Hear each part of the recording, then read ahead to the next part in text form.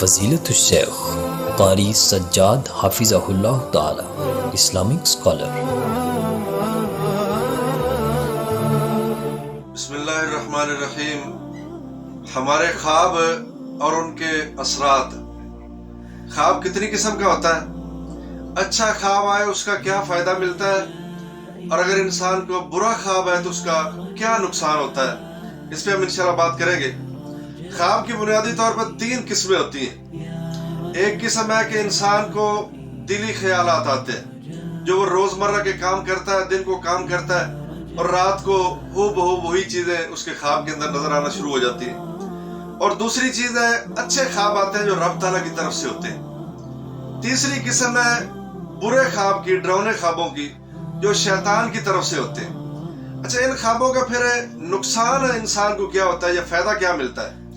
پہلی قسم ہے جو انسان روزمرہ کے کام کر رہا ہے نا، مثلا ایک بندہ ورکشاپ کے اندر کام کرتا ہے، سارا دن کام کرتا رہا، اور رات کو پھر وہی خواب کے اندر وہی وہ گاڑی کی سیٹنگ کر رہا ہے، مکینکی کر رہا ہے۔ اسی طرح ہی ایک بندہ وہ ذمہ دارہ کرتا ہے یا تجارت کرتا ہے، دکانداری کرتا ہے، کچھ بھی کرتا ہے، دن کو وہ کام کرتا ہے، رات کو وہی چیزیں اس کے خواب کے اندر نظر آ رہی ہوتی ہے۔ اس کا کوئی نقصان نہیں، یہ آپ کے دلی خیالات ہیں، آپ ان کو چھوڑ دیجئے ایک طرف۔ دوسری قسم ہے خواب کا اچھا آنا۔ آپ کو اگر خواب کے اندر کوئی مال مل گیا ہے، بیٹے کی خوشخبری مل گئی ہے، آپ کو سونا دیکھ رہے ہیں، آپ کو کوئی نوکری مل گئی، حالانکہ آپ کو ملی نہیں ہے لیکن خواب آ گیا آپ کو، تو اس کا پھر فائدہ کیا ہوگا؟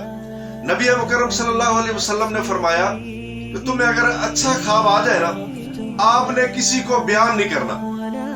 اچھا بھائی، بیان نہیں کرنا تو پھر اس خواب کا فائدہ کیا ہوگا؟ نبی مکرم صلی اللہ علیہ وسلم نے فرمایا جب تک انسان خواب کو بیان نہ کرتا، وہ پرندے کے پاؤں کے ساتھ لٹکا رہتا ہے، تو اس کو قرار نہیں ہوتا، جگہ نہیں ملتی۔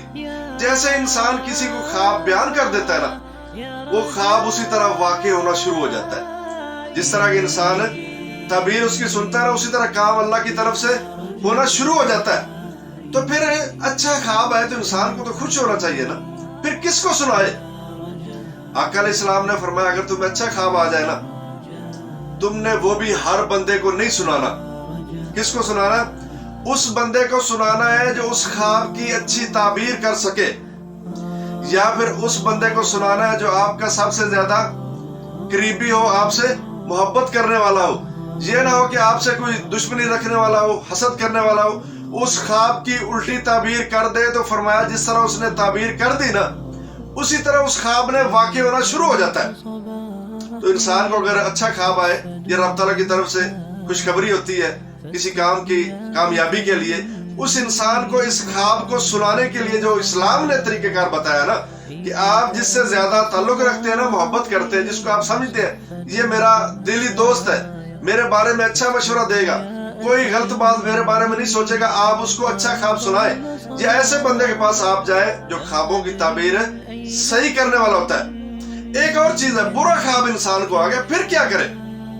آقا علیہ السلام نے فرمایا جو برے خواب ہے نا، انسان رات کو ڈر جاتا ہے، کچھ چیز اس کے پیچھے لگ گئی ہے، یا کسی کا وہ خون دیکھ رہا ہوتا ہے، قتل دیکھ رہا ہوتا ہے، یا اور بہت ساری چیزیں ہوتی ہیں، بعض اوقات سانپ انسان سمجھے پیچھے لگ جاتا ہے، کوئی بلا جو ہے وہ اس کے پیچھے بھاگ رہی ہے، بھاگتے بھاگتے اچانک انسان کو جاگ آتی ہے، پھر وہ ساری رات نیند نہیں آتی، وہ ڈرتا رہتا ہے۔ اس بارے میں اسلام ہماری کیا رہنمائی کرتا ہے؟ آقا علیہ السلام نے فرمایا کہ اگر تمہیں کوئی برا خواب آئے نا، تو وہ شیطان کی طرف سے ہوتا ہے۔ آپ نے اس خواب کو تو بیان کرنا ہی نہیں ہے کسی کو۔ اچھا خواب بھی اس کو بیان کرنا ہے جو آپ سے دلی محبت رکھتا ہے، برا خواب تو کسی کو آپ نے بیان کرنا ہی نہیں ہے۔ ہماری طرح نہیں ہونا چاہیے بھائی، رات خواب کے اندر یہ چیزیں دیکھی، صبح سارے علاقے کے اندر پھیلانا شروع کر دیتے کہ بھئی رات خواب کے اندر میں تو ڈر گیا، میں نے یہ دیکھا، فلاں دیکھا، فلاں دیکھا۔ تو جو سننے والے ہوتے ہیں، جو وہ تعبیر کر رہے ہوتے ہیں نا، پھر اسی طرح اس انسان کو اس برے خواب کے نقصان پہنچنا شروع ہو جاتے ہیں۔ پھر اس سے بچنے کا طریقہ کیا ہوتا ہے؟ نبی کریم صلی اللہ علیہ وسلم نے فرمایا، بخاری کے اندر حدیث ہے، مسلم کے اندر حدیث ہے، کہ جب آپ کو برا خواب آئے نا، آپ کو پریشان ہونے کی ضرورت نہیں ہے۔ آپ اپنے بائیں کندھے میں 3 دفعہ ہلکی ہلکی تھوک پھینکنی ہے، اس کے بعد آپ نے اپنی کروٹ چینج کر لینی ہے، اور فرمایا آپ نے 3 دفعہ اعوذ باللہ من الشیطان الرجیم پڑھنا ہے۔ وہ خواب آپ کا نقصان کچھ بھی نہیں کرے گا۔